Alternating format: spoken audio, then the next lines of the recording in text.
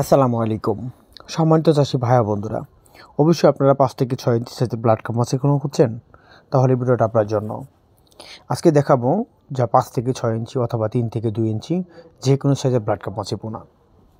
তো blood carp মাছের পোনা অনেক চাষিরা চাষে আগ্রহী হয়, কারণ হলো যে ব্লাড কাপ মাছের পোনা যা অত্যন্ত শৌখিন জাতের একটি মাছ। এই মাছগুলো বিশেষ ক্ষেত্রে যা পুকুরে চাষ করা হয় এই জন্য যে অতিরিক্ত শামুক থাকার জন্য ব্লাড কাপ মাছ পুকুরে চাষ করতে হয়।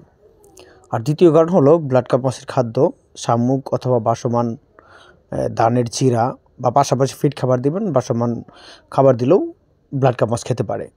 যদি তা না হয় তাহলে আপনারা ট্রাই করে দেখতে পারেন।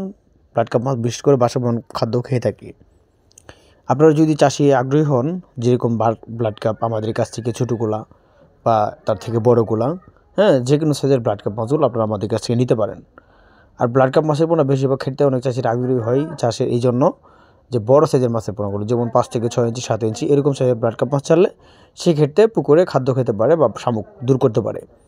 আর ব্লাড কাপ মাছ বিশেষ করে কিন্তু রেনু মাছের ক্ষেত্রেও মাছের পোনা চাষ হয়ে থাকে।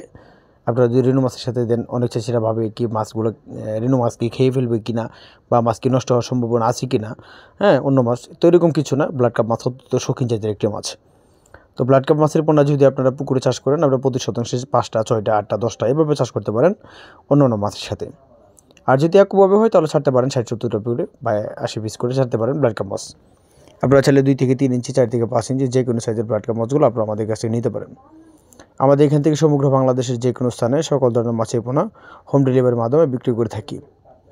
তো মাছ চাষ সকল ধরনের তথ্য পরামর্শ জানতে হলে যোগাযোগ করতে পারেন। তো অবশ্যই আমাদের চ্যানেলটি যদি কারো ভালো লেগে থাকে লাইক কমেন্ট শেয়ার করবেন।